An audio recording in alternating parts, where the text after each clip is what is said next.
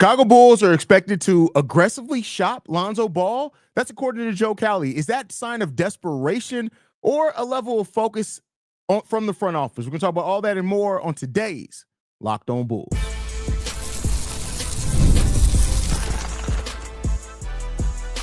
You are Locked On Bulls, your daily Chicago Bulls podcast. Part of the Locked On Podcast Network, your team every day.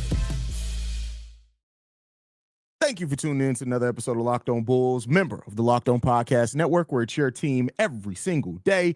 I'm Hayes, host and creator of Chicago Bulls Central and Chicago Bears Central YouTube pages and podcasts. And today's episode is brought to you guys by Robinhood Gold. Robinhood Gold provides the privileges of the high net worth for any net worth. These generous benefits are now available for only $5 a month. The new gold standard is here with Robinhood Gold. Sign up at robinhoodgold.com. All right, y'all, let's get into it for today. So this one came down just a few hours ago from Joe Cowley, is that the Bulls are apparently expected to aggressively shop Lonzo Ball leading into the trade deadline. Now, this is going to be something that's met with either some acclaim from certain Bulls fans to look at Lonzo, especially with his injury history and the fact that he's not been able to play out of that contract, that 3-year, 4-year, $80 million contract that he signed with the Chicago Bulls. The Bulls have right now gotten 50 games or so out of that contract. And so there are going to be some people that look at that and say, this is what the Bulls should do. Now, there are going to be some people that look at it and say, well, are the Bulls just looking to do this now due to the talk around the trade market of players that the Bulls do want to move? They're not really being huge interest in those players. And I think that, both things can be true. And we're actually going to talk about in the second segment, is the front office actually more focused, or are they just desperate? I lend a stand on the side of desperate. I think this is a very desperate front office, but we'll talk about why that is the case there. But when you look at Lonzo Ball, what could Lonzo realistically get on the trade market by the Chicago Bulls? And that's really kind of going to be a mixed bag, right? When you look at it, Lonzo Ball has right now played 153 minutes this season for the Chicago Bulls. Now, the numbers and the analytics actually look very favorable for Lonzo Ball. When Lonzo's on the court, there's a positive 14.3 point differential for the Chicago Bulls. The Bulls are also outscoring, or they're scoring 10 points more per 100 possessions when Lonzo's on the court. They're shooting at 5.5% more effective field goal shooting percentage, and we're turning the ball over 3.5% less with Lonzo on the court. You flip that and look at the defensive side of things. Opposing teams as well are averaging 4 points less per 100 possessions when Lonzo is on the court. Their turnover percentage goes up by 2% as well. Their offensive rebounding percentage goes down by 3.2%. What does that all mean is that Lonzo, for what it's worth, has had a positive impact on the Chicago Bulls when he's on the court. And that could be the reason why the Bulls are looking to move on from Lonzo. I look at this and I say there's a couple of different scenarios that could be going on here, right? A, the Bulls know that Lonzo is not part of their future plans at all by any stretch of the imagination. And so while he's been playing positively for this team, they want to take advantage of it, right? That could be the first and foremost thing. The second thing that it could be there as well is that the Bulls are just at a point now where they want to do anything that is going to help them keep their top 10 pick leading into the 2025 draft. And with the numbers that Lonzo's having, actually, I think he has the second highest point differential on the Chicago Bulls, is that they could be looking at that and saying we're increasing our chances. Now, I personally look at it and I say that Lonzo Ball has been really good for the young players that he's plays out there with on the bench. But with that said, the Bulls could look to remove that safety net and say that this is a player that right now we have to take advantage if there are any takers for him. Because with Lonzo being a free agent at the end of the season, you could run the chance of wanting to do a sign and trade with Lonzo Ball. You could run the chance of Lonzo Ball getting hurt between now and the end of the season, and then that eliminating any chance of a sign and trade because teams are maybe just looking at that point at giving him a vet minimum or maybe part of the mid-level exception. So, I tend to err on the side of this front office doesn't know what they're doing more times than not, and I can admit that because when you look at the results of what this front office has yet to do at times, there's a clear thing there where this front office has dropped the ball more than they have ever picked it up. And because of that, they've earned the right or the reason why so many Bulls fans doubt this front office's ability to do anything that is any semblance of making sense for this team. And so I can't knock anybody that views this. And also the people that look at it and say, hey, Lonzo's playing good for us. Lonzo may even be better for us than Josh Giddey. That's what I'm talking about the mindset of some Bulls fans. That's not the narrative I'm trying to push here. But there are going to be those people that think that as well. And here's the thought process that I'm going to have to it. The front office doesn't owe it to the Bulls fans to do what they think is the right. The front office owes it to Bulls fans to do what it's going to take to improve this team. And that's something that, we don't have a lot of faith in. They haven't shown a big propensity to be able to do, but that's their job here. And there are going to be some people that are upset by hearing this news. Now, saying that trading Lonzo was your goal is one thing. Are you going to be able to find a taker for Lonzo Ball? That's the bigger question here. And that's the question that the Bulls are going to have to ask and try to find for themselves over the course of this time. Can they, right? Can they do enough? Or can they find a taker to where they can get a deal done that it makes sense for them? Meaning that with Lonzo being an unrestricted free agent at the end of the season, if you can even get a second round pick back for Lonzo Ball, a couple of seconds, I think listen, with the chance of him walking away for nothing, with the chances, especially if the Bulls know that we just don't want to re-sign him, that's some type of value. And that's what you have to look at. And that's what the thing that this Bulls team has not done. They have not made sure that they've gotten value, even when they decide to move on from people. For example, DeMar DeRozan. Now, Lonzo's not in the same boat as DeMar, but had the Bulls just come to the realization that we got to move DeMar at the trade deadline, they could have been in a more advantageous position to get something more back than what they end up getting than Chris Duarte in the second round pick back for DeMar DeRozan. And so I commend the Bulls for having this mindset, but they don't get partial credit. If you move on from it, what you get back from this deal and how does it help the team either in the present or the future, that's going to be the thing that I personally focus on because that's what matters the most for this team. And can they get it done? That's the question. Frederick in the building says, what's good, bro? What's going on, Frederick? Like the fit. I want to keep Lonzo. What's available out there that can help us? And that's the question that we don't have the answer to, right? Like, I think that there are things that can help, right? I know a lot of people are going to go to the Charlotte Hornets. That's been a lot of the talk and the rumor out there when it comes to Lonzo Ball of pairing him with his brother, LaMelo. But even then, like, Lonzo's contract is $20 million.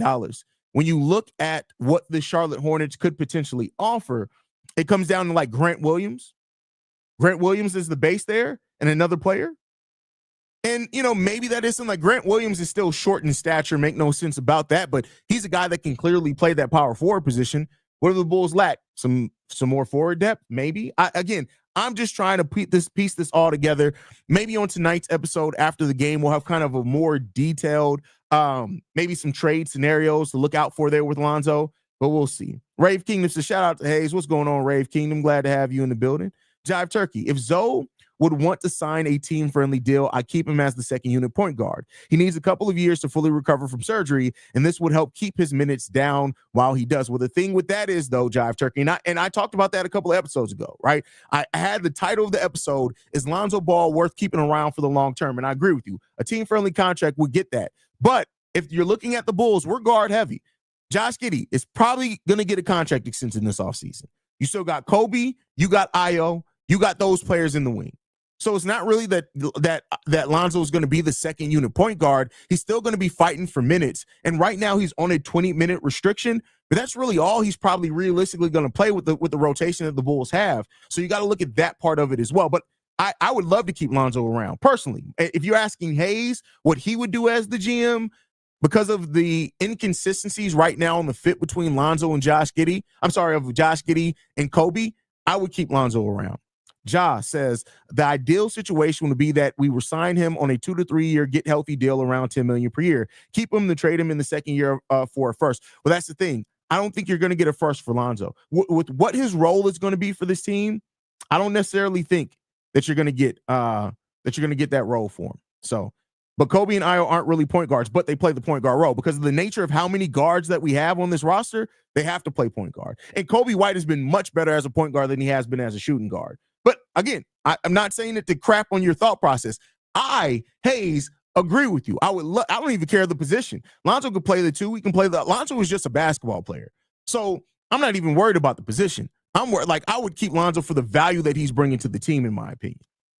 That's how I would feel. But we're going to continue to talk about this front office. And I want to ask this question here is that, are the Chicago Bulls front office starting to become focused on having a vision, or is this just a sign of desperation from the front office? We're going to talk a little bit about that. But first, we got to get to a message from Robinhood. With Robinhood Gold, you don't need a silver spoon to eat up the financial favors of the 1%. Robinhood Gold allows others to get the rates and perks usually reserved for the high society. Now, the resourceful individual with Robinhood Gold can earn the very liberal rate of 4.25 APY on uninvested cash and be rewarded with a handsome 3% retirement boost on IRA contributions. Robinhood Gold provides the privileges of the net worth for any net worth. These generous benefits are now available for only $5 a month. The new gold standard is here with Robinhood Gold. Sign up at robinhoodgold.com. Terms do apply. For product-specific disclosures, visit robinhood.com/gold. Investing does involve risk. Rate may change. Gold membership is offered by Robinhood Gold, LLC. All right, we also got to get into a message from another one of our sponsors, and that is BetterHelp. This show is sponsored by BetterHelp. The holidays are here, and it's my favorite time of year. There's just something about cozying up under a blanket, sipping hot chocolate, and spending quality time with family that makes December feel so magical. On top of December being my birthday month, but that's for another day. For me, that's the essence of comfort. But comfort doesn't have to end with the season. Therapy is another way to bring lasting comfort to your life, whether it's learning how to set boundaries, building positive coping skills, or simply working towards being the best version of yourself. Therapy is for everyone, not just for major life challenges. If you're thinking about starting therapy, give BetterHelp. BetterHelp is a great option. It's entirely online, designed to be flexible and convenient to fit your schedule. Getting us started is simple. Just fill out the quick questionnaire and get matched with a licensed therapist. And if you want to switch therapists, you can do so at any time with no extra charge. Find comfort this December with BetterHelp. Visit BetterHelp.com/LockedOnNBA today to get 10% off your first month. That's BetterHelp, HELP.com/LockedOnNBA. More Locked On Bulls coming up next. All right, my Bulls fans, I want to thank you guys for tuning in. This is a situation in which I expected to talk about at some point this season. I expected it to be something that we talked about, and that is this front office finally focused on their goals? Have they set a goal and said, hey, we want to keep this top 10 pick? And because of that, this is what we're willing to listen to offers on everybody. Or is this a sign of desperation from the Chicago Bulls front office? And the thing that makes me question that is it came out over the weekend that part of the reason the Chicago Bulls have a first round pick ask in any Nikola Vucevic trades are because of them losing the Alex Caruso trade, meaning that they look at them not getting a pick back in the Alex Caruso trade, and they do not want to make that same mistake, right? You hear also that Vooch and Zach LaVine's trade market isn't quite what they expected it to be, that despite their really positive season so far, it hasn't really increased their trade value any. And then, so that market whittling down, is this going to be a time where the Bulls do something drastic to make sure they can keep their first round pick? Now, I want to be clear here. In my personal opinion, I think that the Bulls are close to keeping their first round pick regardless, right? I think that of course they need some luck, right? And, some things would have to fall against them, but I don't think they're far off from being able to keep that top 10 pick, especially if Philly and or Detroit start playing better. Now, with Detroit losing McCain and Joel Embiid for an indefinite amount of time, Philly may not be playing better, but Detroit, they do have a chance to. But this, to me, especially when you hear that the Bulls could look to move Kobe White and or Ayo Dosunmu, it starts feeling a little bit like desperation.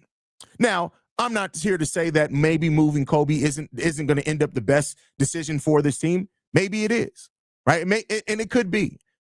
But it's starting to feel like that because this front office has sold low on basically every trade that they've done or free agent signing, is that now it looks like this front office is pretty desperate. This front office is pretty desperate for a win. That this front office is pretty desperate for a direction. That this front office is pretty desperate to look like they know what they're doing. And there was a recent poll done by The Athletic in which 40 NBA executives were polled on their top 5 NBA front offices. The Bulls didn't receive a single vote. Now, they shouldn't have. I don't think that they should have received a single vote, personally. I don't think there's anything that this front office has done to say that they need a vote as one of the best front offices in the game of basketball. I just don't think that. I don't believe that.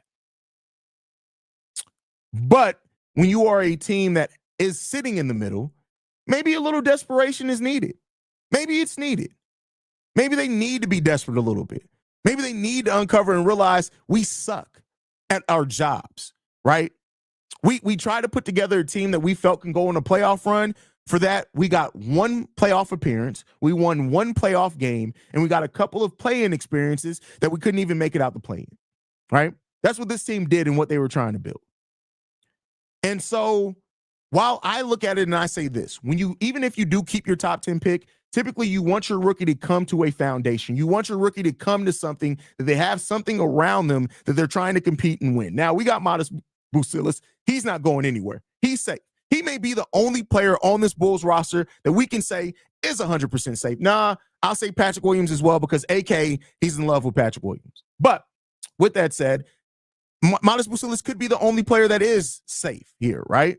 And so maybe in whatever you add Kobe, but this still does not feel like, to me, and I can only talk about to me. I love to hear from you guys. I'll go to the comment section here in a second. This does not feel like a front office that has a plan still. It has a front office that just feels like it's trying to find its path, but doesn't have a plan yet.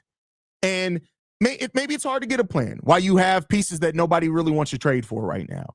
Maybe it is hard to have a plan when you want to keep your top 10 pick, but you put together a team that's too good to do so. You got a coach that is always going to coach to win these basketball games, as he should, right?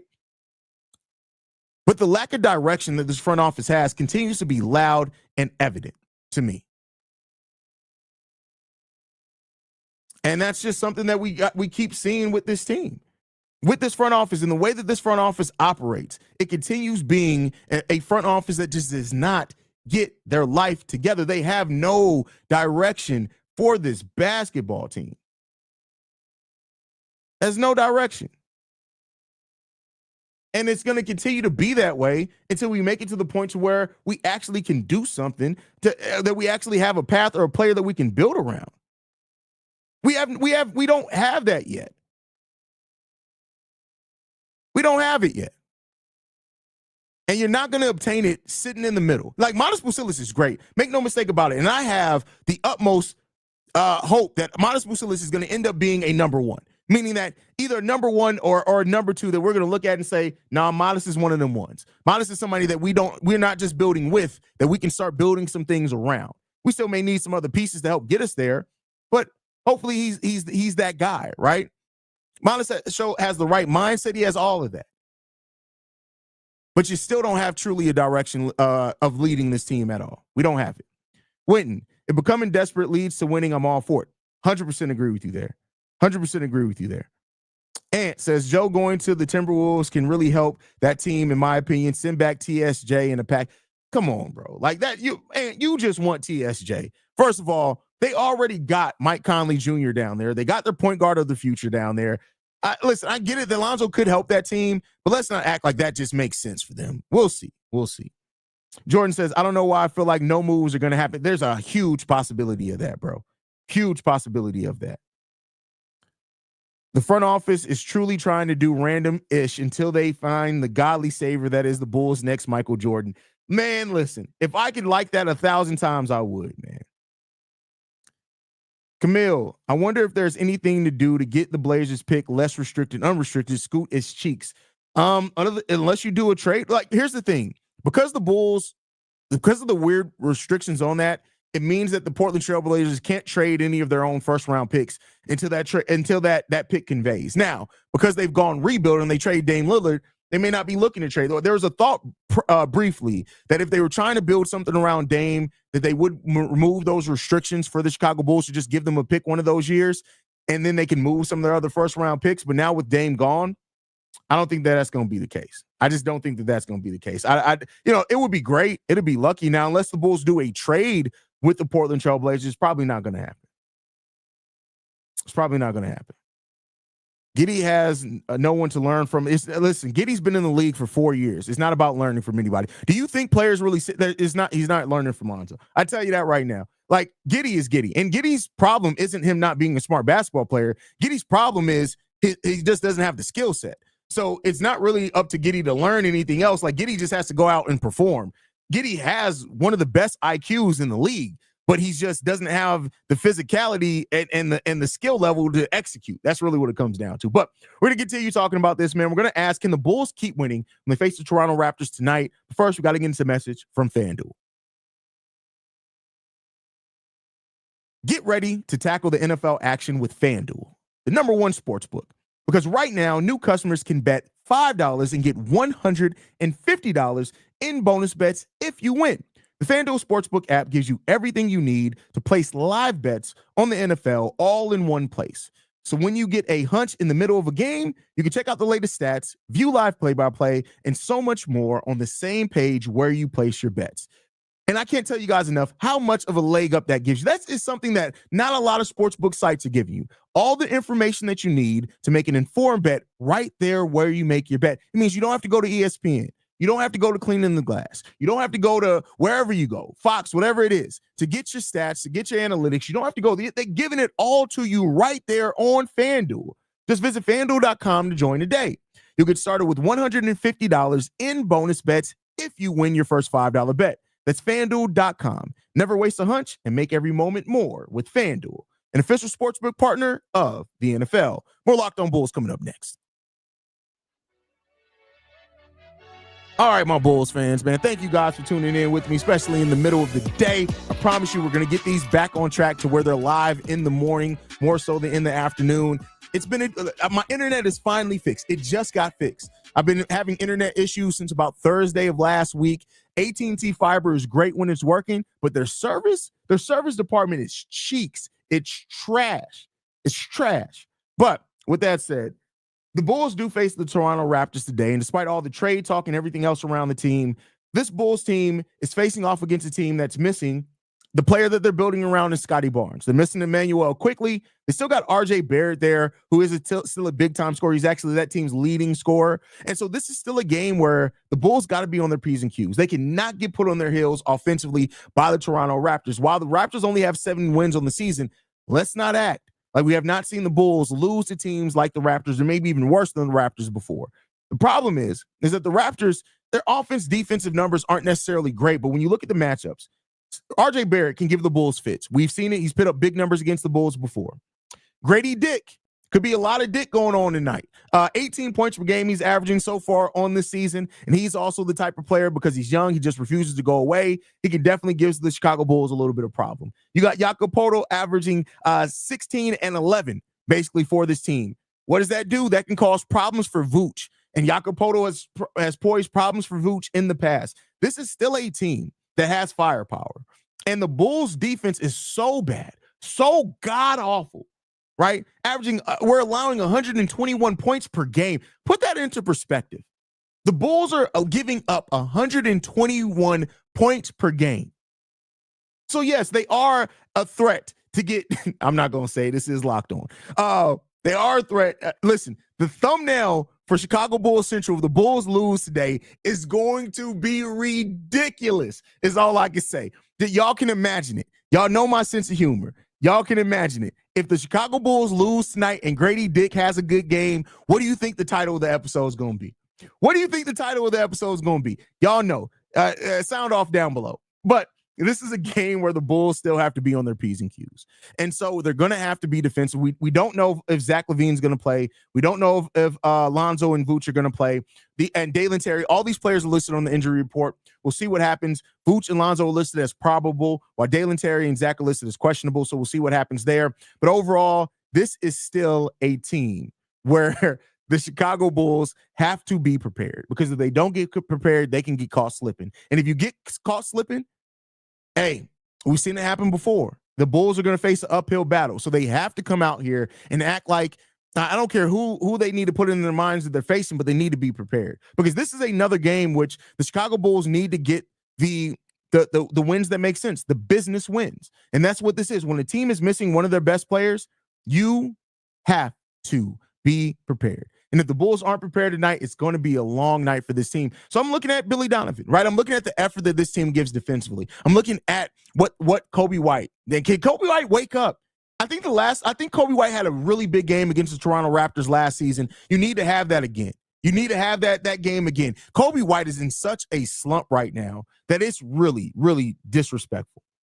So we got to see what's going to happen, man. We're going to see what's going to happen. But a few of you guys have gotten the nail on the head there. You got the nail on the head there. I love you guys, man. That's my time for today. Make sure you guys are following us at Locked On Bulls. You can follow me personally at CEO Hayes.